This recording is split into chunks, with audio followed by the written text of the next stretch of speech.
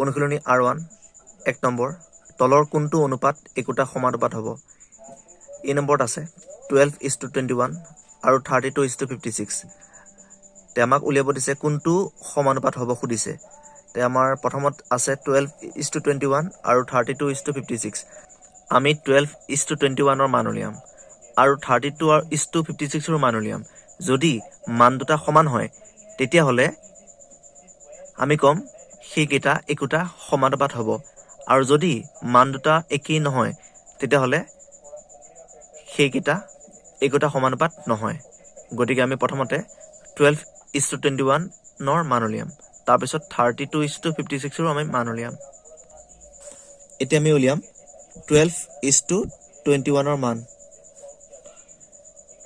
তে 12:21 মানে 12/21 এতিয়া আমি যদি কাটিব যাওঁ দুইটাকে 3 এ হৰণ যায় ইয়াক যে 3 এ 4 বাৰ ইয়াক যে 3 এ 7 বাৰ অৰ্থাৎ ইয়াৰ মানটো 4/7 এতিয়া আমি 32:56 ৰ আমি অনুপাত উলিয়াম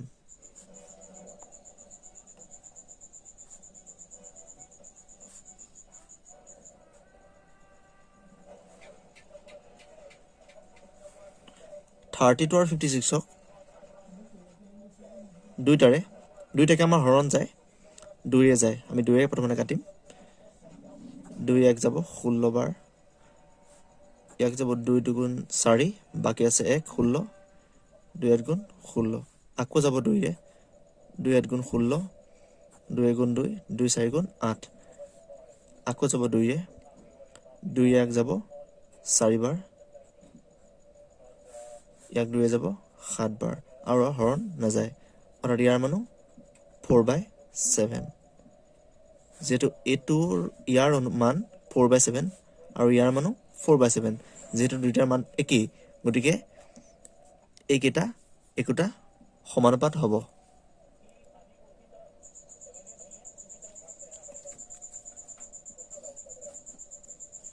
যেহেতু ইয়াৰ মানো 4/7 আৰু ইয়াৰ মানো 4/7 অৰ্থাৎ সমান সমান সেই কাৰণে এইটো এটা আমি লিখিছো 12:21 ইকুৱেল 32:56 এই দুটা সমান সেই কাৰণে এইটো এটা সমানুপাত হ'ব এতিয়া বিট আছে 18:30 ইকুৱেল ইয়াক লিখা হয় 18/30 আমি প্ৰথমে 2 ৰে হৰণ কৰিম 2 এক যায় 9 বাৰ ইয়াক 2 ৰে যায় 15 বাৰ এতিয়া দুইটাকে 2 ৰে নাযায় কিন্তু 3 এ দুইটাকে হৰণ যায় 3 এ যায় 9 3 বাৰ আৰু 3 এ 15 যায় 5 বাৰ আৰু হৰণ নাযায় অৰ্থাৎ ইয়াৰ মান 3/5 এতিয়া আমি উলিয়াম 14:21 ইয়াক লিখা হয় এনেকে 14/21 ইয়াক দুইটাকে 2 ৰে নাযায় 14ক 2 ৰে হৰণ যায় কিন্তু 21ক 2 ৰে হৰণ নাযায় কিন্তু 3 এ এক হৰণ যায় কিন্তু 3 এ হৰণ নাযায় গতিকে 3ক আমি কাটিব নোৱাৰিম কিন্তু 7 ৰে দুইটাকে হৰণ যায় 7 ৰে 14ক যায় দুবাৰ ইয়াক যায় 3 বাৰ অৰ্থাৎ ইয়াৰ মান আমি পালো 2/3 কিন্তু ইয়াৰ মান আছিল 3/5 আৰু ইয়াৰ মান আছিল 2/3 অৰ্থাৎ এইটো আৰু এইটো সমান নহয় গতিকে এইটো একোটা সমানুপাত নহয় তে আমি লিখিম 18:30 not equal 14:21 এটাকে এইটো এটা সমানুপাত নহয়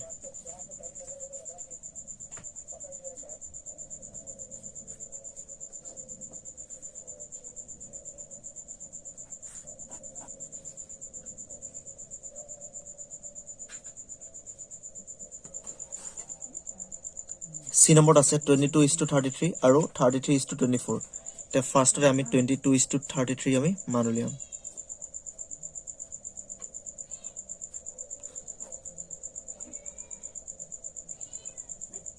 তে ইয়াক 2 ৰে ইয়াক হৰণ যায় কিন্তু ইয়াক হৰণ নাযায় 3 এ ইয়াক হৰণ যায় কিন্তু ইয়াক হৰণ নাযায় তে আমাৰ দুইটাকে হৰণ যোৱা এটা সংখ্যা হৈছে 11 11 ৰে ইয়াকো হৰণ যায় 22ক 11 যায় দুবাৰ আৰু 33ক যায় 3 বাৰ আৰু কোনো সংখ্যাৰ হৰণ নাযায় গতিকে ইয়াৰ মান হ'ব 2/3 আমি এতিয়া উলিয়াম 33:24 অনুপাত।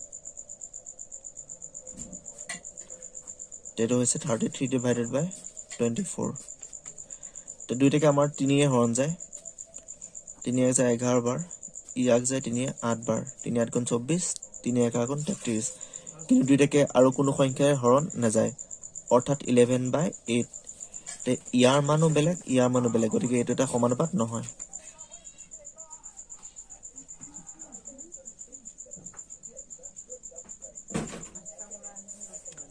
এতিয়া আমাৰ আছে 24:28 আৰু 20:25। ফাৰ্ষ্টতে আমি উলিয়াম 24:28। ইয়াক লিখা হ'ব 24/28। দুইটাকে 2ৰে হৰণ যায়, 2 যাব 1, 2 গুণ 2, 2 দুগুণ 4, তেনেকে 2 এগুণ 2, 2 4 গুণ 8, আকৌ যাব 2ৰে, 2 যাব 12 6 বাৰ, 2 6 গুণ 12, ইয়াক যাব 7 বাৰ। কিন্তু এতিয়া আছে 6 আৰু 7, দুইটাকে কোনো সংখ্যাৰ হৰণ নাযায়, গতিকে হ'ব 6/7। গতিকে এতিয়া আমি উলিয়াম 20:25।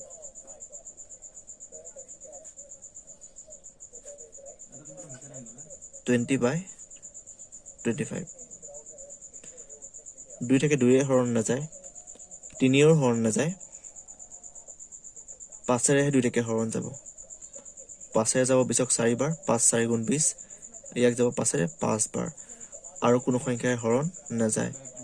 ইয়াৰ মানো বেলেগ, ইয়াৰ মানো বেলেগ, গতিকে এই দুটাও সমান নহয়, অৰ্থাৎ এইকেইটা সমানুপাতত নাই। সমান নহয় কাৰণে আমি লিখিছোঁ সমান চিন দি পেলাই কাটি দিছোঁ, অৰ্থাৎ নট ইকুৱেল, মানে সমান নহয়। 2 নম্বৰ, তলৰ কোনবোৰ সংখ্যা ক্ৰমে সমানুপাতত থাকিব? এই নম্বৰত আছে 2 6 6 8। এতিয়া আমি সমানুপাতত আছে নে নাই উলিয়াবৰ কাৰণে 2 আৰু 6 উলিয়াম অনুপাত, আৰু 6 আৰু 8 উলিয়াম অনুপাত। যদি অনুপাত দুটা সমান হয় তেতিয়াহ'লে 2 6 6 আৰু 8 সংখ্যাকেইটা সমানুপাতত থাকিব। গতিকে এতিয়া আমি উলিয়াম প্ৰথমতে 2 আৰু 6 অনুপাত।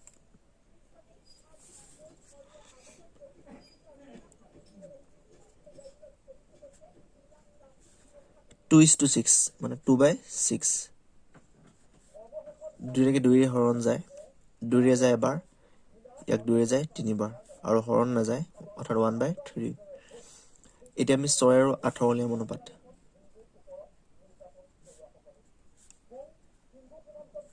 6/8। দুইটাকে 2ৰে হৰণ যায়, 3 বাৰ যায়, ইয়াক যায় 4 বাৰ, আৰু হৰণ নাযায়, অৰ্থাৎ 3/4। যিহেতু ইয়াৰ মান 1/3 আৰু ইয়াৰ মান 3/4, অৰ্থাৎ মানকেইটা একেই নহয়, অৰ্থাৎ 2 6 6 আৰু 8 সংখ্যাকেইটা সমানুপাতত নাই। বি নম্বৰত আছে 10 20 30 60। 10 আৰু 20 উলিয়াব লাগিব অনুপাত। 10/20, ইয়াত 0 0 কাটা যাব, থাকিব 1/2। এতিয়া 30:60।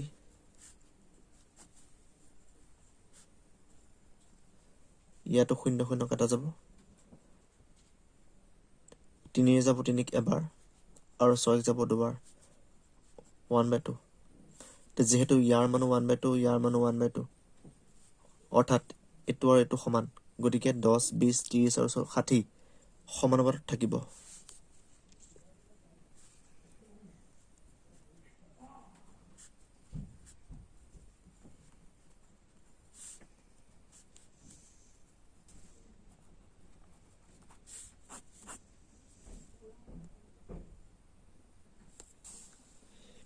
এবাৰ আছে P Q, P square Q, Q square. ফাৰ্ষ্টতে পি আৰু পি কিউ উলিয়াব লাগিব অনুপাত। ইয়াতো আছে পি, ইয়াতো আছে পি, গতিকে পি পি কাটা যাব, ইয়াত একো নাই, মানে 1 আছে, 1/, ইয়াত কিউ আছে, কিউ। এতিয়া P square Q is to Q square.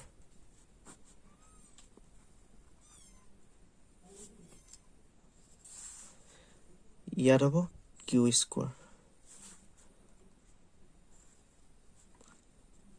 ইয়াত পি আছে কিন্তু পি নাই, ইয়াত কিউ আছে, ইয়াতো কিউ আছে, গতিকে কিউ এটা আছে, কিউ দুটা আছে, আৰু এটা কাটা যাব। প্ৰথমতে আমি ভাঙি ল'ম পি স্কোৱাৰ কিউ, ইয়াত কিউ দুটা আছে মানে কিউ পূৰণ কিউ, গতিকে কিউ কিউ কাটা যাব।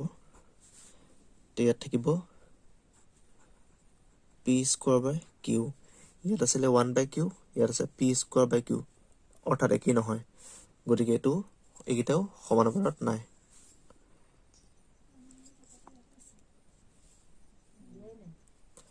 ডিত আছে 6, 20, 4 আৰু 30। 6 আৰু 20 অনুপাত 6/20, দুইটাকে 2ৰে হৰণ যায়, 3 বাৰ যাব, 2ৰে 10 বাৰ, আৰু হৰণ নাযায়, অৰ্থাৎ 3/10, 4:30। ইয়াকো 2ৰে যাব, 2 2 4, 2 15 30, আৰু হৰণ নাযায়। ইয়াত মান একেই নহয়, এইকেইটাও ক্ৰমে সমানুপাতত নাই।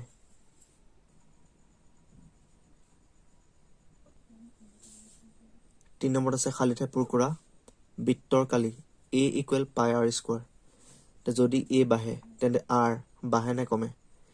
তে আমাৰ পাই মান সদায় একেই থাকে, কেতিয়াও বেলেগ নহয়। গতিকে যদি a যদি বাঢ়ি যায় তে আৰু বাঢ়িব লাগিব, তেতিয়াহে সমান হ'ব, কাৰণে এইফালে যদি বাঢ়ি যায় এইফালেও বাঢ়িব লাগিব, অৰ্থাৎ a বাঢ়িলে আৰু বাঢ়ে, ইয়াত হ'ব বাঢ়ে। তো যদি r কমে, r যদি কমি যায় তেতিয়াহ'লে a মান কমি যাব, ইয়াত হ'ব r কমে তেন্তে a কমে। ইয়াত হ'ব যদি a বাঢ়ে তেন্তে r বাঢ়ে, আৰু r কমে তেন্তে a কমে। এখন গাড়ীৰ ভ্ৰমণৰ সময় t আৰু দূৰত্ব d সম্বন্ধটো তলৰ তালিকাত দিয়া ধৰণৰ। তে এইফালে হৈছে টিৰ মান, এইবিলাক হৈছে ডিৰ মান, অৰ্থাৎ টিৰ মান যদি 1 হয় তেনেহ'লে ডি মান 4 হয়, অৰ্থাৎ সময় যদি 1 হয় তে দূৰত্ব 4 হয়।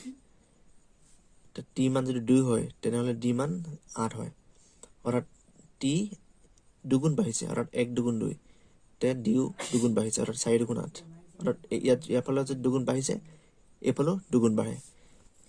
তে আমাক কৈছে টি আৰু ডিয়ে ডেজভাৱে বিচৰণ কৰে। তে ডেজভাৱে মানে টি বাঢ়িলে যদি ডি বাঢ়ে, টি বাঢ়িলে যদি ডি বাঢ়ে, টি বাঢ়িছে, বাঢ়ি গৈ আছে, ডিও বাঢ়ি গৈ আছে, অৰ্থাৎ এটা বাঢ়িলে যদি আনটো বাঢ়ে বা এটা কমিলে যদি আনটোও কমে, তেনেহ'লে তাক কোৱা হয় প্ৰত্যক্ষভাৱে বিচৰণ।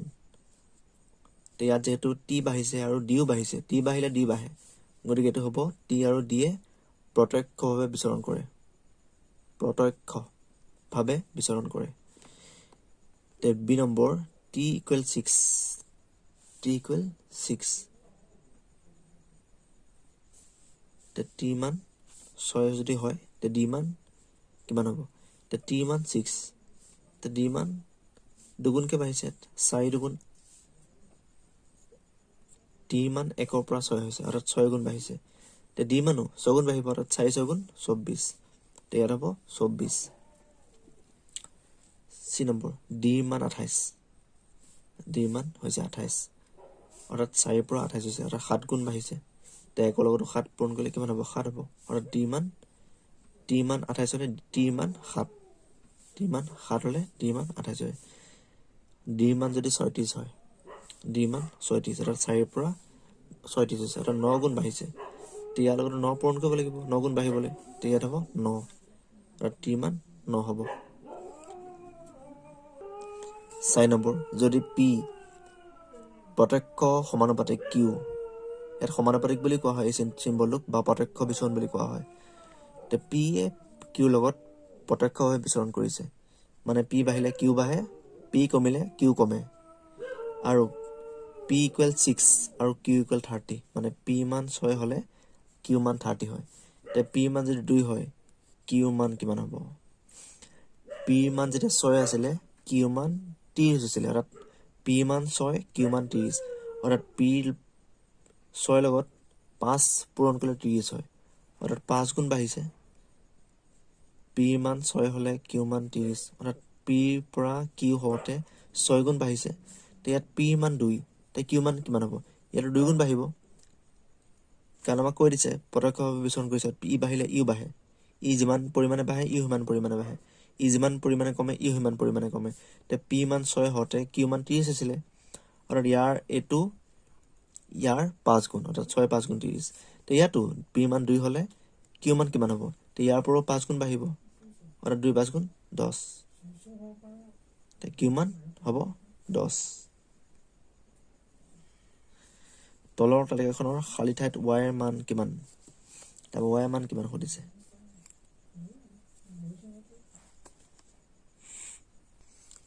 ইয়াত আমাৰ তালিকাখন দিয়া আছে।